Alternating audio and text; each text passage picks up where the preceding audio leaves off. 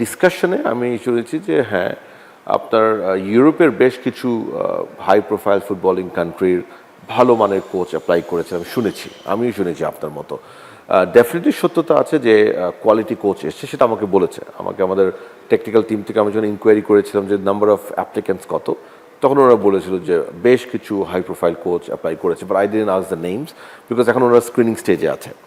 So we hope যে বর্তমানে আমাদের ইউথ টিম এবং আমাদের ন্যাশনাল টিমের যে অবস্থান, definitely they deserve a top quality coach.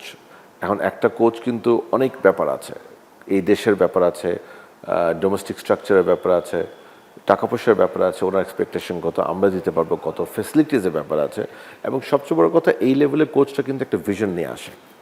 So ওই ভিশনের সাথে আমাদের ভিশন অ্যালাইন কিনা সেটাও কিন্তু জরুরি। যেমন হয়তো আপনি যদি আমাকে বলেন, আমি আমার এই নতুন হেড কোচকে ব্রিফ করব যে আমার মেইন টিমে নেক্সট ইয়ার মানে আমি সাফ জিততে চাই এবং নেক্সট এশিয়াতে কোয়ালিফাই করতে চাই, this could be my target. At the same time ওনাকে আমরা বলবো যে একটা পাইপলাইন ক্রিয়েশনে you have to share a plan so that আমরা আমাদের যে পাইপলাইনটা হবে এটাকে আরও স্ট্রেংথেন করতে পারি। But this has to be aligned with that personal as well. So এটা একটা বায়োলেটারাল জিনিস, এটা দুপক্ষীয় জিনিস, যেটা এই ডিসকাশনটা আমার সভাপতি মহোদয় নিজে করেন। এই লেভেলে কোচের সাথে নিজেই কথা বলেন।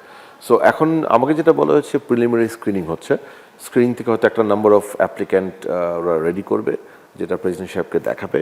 উনি যদি বলে যে হ্যাঁ ইটস ওকে, তখন হয়তো বা প্রাইমারি কথাবার্তাগুলি একটা টিম করে দিতে পারে, আমি ঠিক জানি না কীভাবে করবেন, but at one stage it will be him talking to the select few.